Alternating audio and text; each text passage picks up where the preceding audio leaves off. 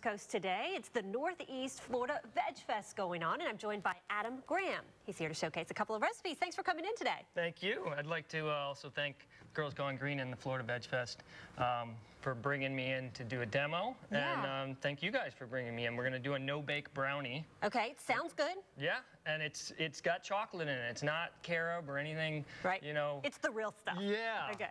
And it's healthy, though. This is from my book, The Complete Idiot's Guide to Raw Food Detox.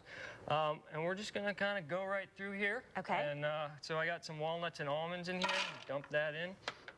I have some dates. You always want to pit your dates. These two aren't pitted, okay, but these are, and this is going to be our sweetener.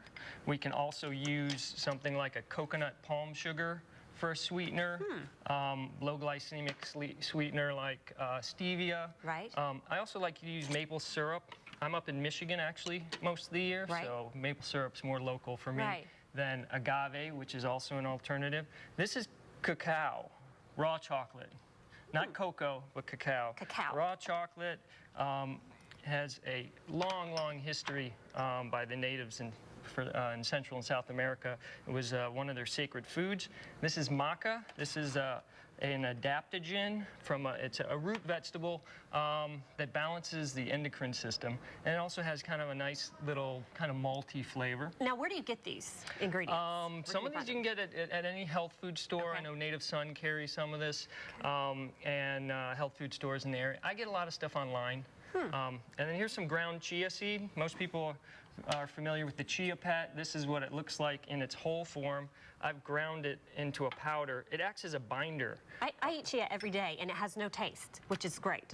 That's amazing property for an ingredient to use in food preparation, because you can either go sweet or savory. Right. And it's loaded with antioxidants, protein, calcium.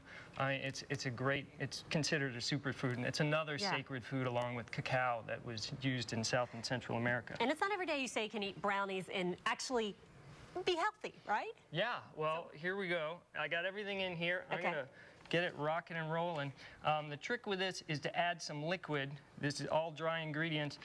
So here we're gonna watch me add a little bit of water, and the magic will happen.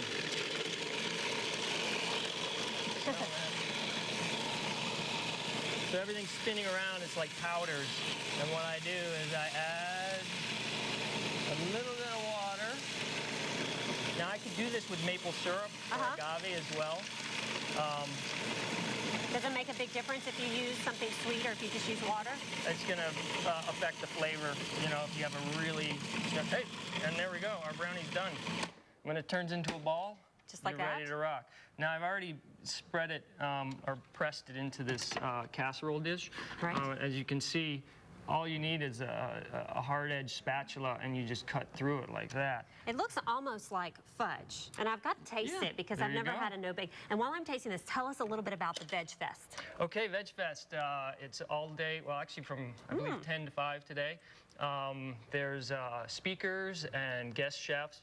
I'm actually doing a demo at noon where I'm going to showcase how to open a young Thai coconut and also make a chia porridge.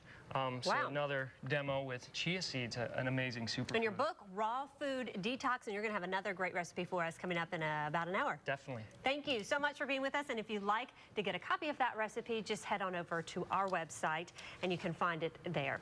Go to the Publix